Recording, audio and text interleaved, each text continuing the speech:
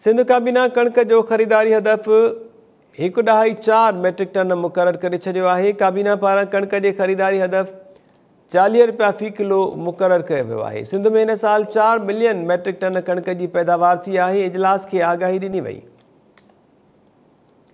सिंध काबीना कणक जो ख़रीदारी हदफ़ 1.4 मैट्रिक टन मुक़ररु करे छॾियो आहे।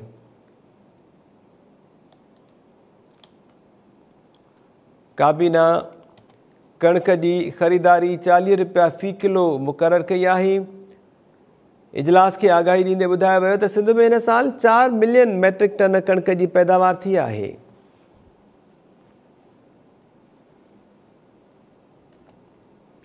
सिंध काबीना कणक जो ख़रीदारी हदफ़ 1.4 मैट्रिक टन मुक़ररु करे छॾियो आहे। काबीना पारां कणक जो अघु 40 रुपया फ़ी किलो मुक़ररु कयो वियो आहे।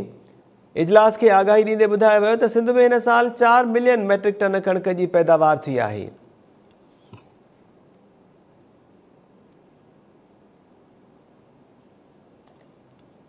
सिंध काबीना कणक जो ख़रीदारी हदफ़ 1.4 मैट्रिक टन मुक़ररु करे छॾियो आहे। काबीना पारां कणक ख़रीदारी जो अघु 40 रुपया फ़ी किलो मुक़ररु कयो वियो आहे। वधिक तफ़सील मालूम कयो था टाइम न्यूज़ कराची जे सीनियर रिपोर्टर दोदो चांडियो खां। दोदो, सिंध काबीना जो इजलास थियो आहे, कुछ अहम फ़ैसिला कया विया आहिनि, अपडेट्स छा आहिनि अव्हां वटि? जी बिल्कुल, सिंध काबीना जो इजलास सिंध जे वॾे वज़ीर सैयद मुराद शाह सदारत में थियो आहे, जंहिंमें मुख़्तलिफ़ फ़ैसिला कया विया आहिनि। हिकिड़ो त कणक जी ख़रीदारीअ जो हदफ़ आहे उहो मुक़ररु कयो वियो आहे त हिन साल कणक जेका आहे 1.4 मिलियन मैट्रिक टन जेको आहे ओतिरी कणक सिंध सरकार ख़रीद कंदी।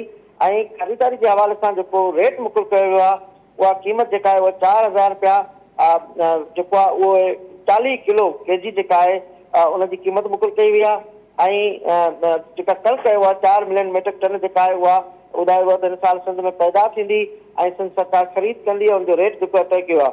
उन खां सवाइ सिंध काबीना डॉक्टर नज़ीर तलोड़ो खे पाकिस्तान वेटरनरी मेडिकल काउंसिल जे लाइ मुक़ररु कयो आहे। डॉक्टर नज़ीर तलोड़ो जेको आहे हिन इंस्टीट्यूट ऑफ एनिमल हेल्थ जेको आहे उनजो DG आहे। Institute of cardio vaccinator disease SIBD जेका आहे उनखे 40 एकड़ ज़मीन जेका आहे लांडी में ज़िले कोरगी में जेका आहे ॾियण जे हवाले सां मंज़ूरी ॾिनी वई आहे।